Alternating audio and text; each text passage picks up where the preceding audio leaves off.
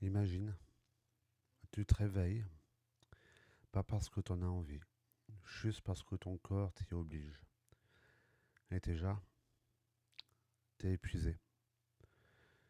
Comme si t'avais déjà vécu une journée entière avant même de la commencer.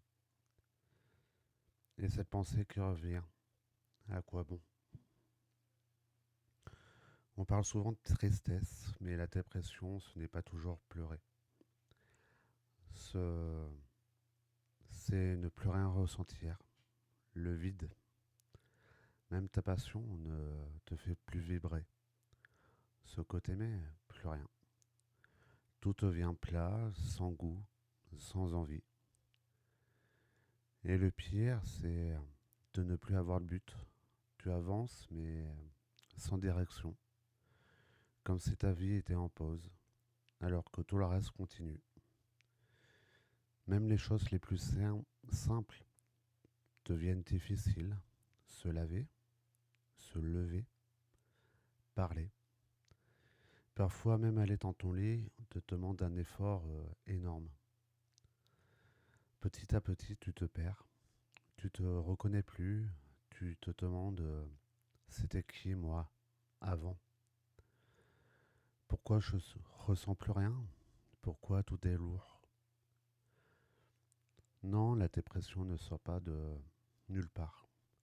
Parfois, il y a du biologique, un déséquilibre, une fatigue du système, mais souvent il y a une histoire. Du rejet, un manque d'amour, un manque d'attention, un manque de reconnaissance. Des moments où tu as tout donné et on t'a ignoré. Parfois, ça va plus loin. La violence psychologique, la violence physique. Des mots qui détruisent, des situations qui marquent. Et parfois, des choses encore plus graves, des abus, des agressions, des événements qu'on garde en silence, mais que le corps, lui, n'oublie jamais. Et dans tout ça, il y a une chose dont on parle peu, les addictions. Quand tu ressens ce vide, tu cherches à le remplir, ou au moins à l'oublier.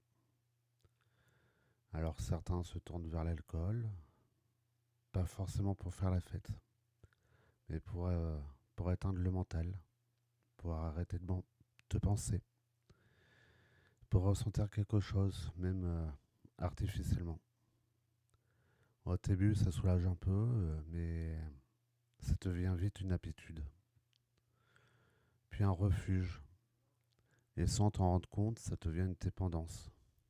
Mais le problème, c'est que l'alcool ne soigne pas la dépression. Il l'aggrave.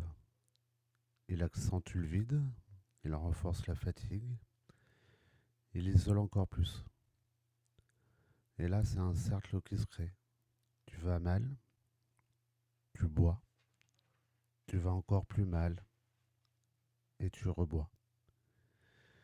Et malgré tout ça, on entend encore faut se bouger, il y a Pierre, c'est dans ta tête, sors les doigts du cul, ou il suffit de sourire. Et surtout, voir un psy, c'est pour les fous. Mais réfléchis un peu. Tu vas chez le médecin pour ton corps. Pourquoi pas ton esprit? Voir un psy, ce n'est pas être fou, c'est vouloir comprendre, c'est vouloir guérir, c'est vouloir redevenir complet. Alors comment on s'en sort?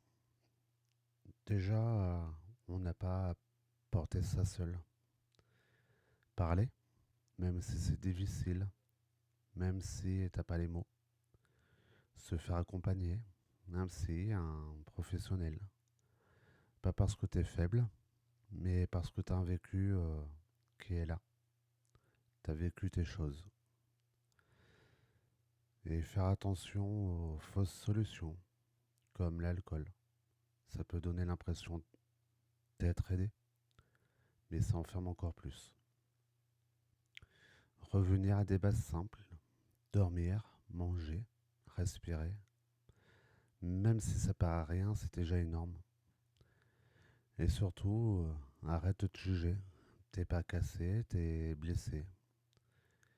Et une blessure, ça peut guérir. La dépression, ce n'est pas juste être triste, c'est se sentir vide, perdu, sans but.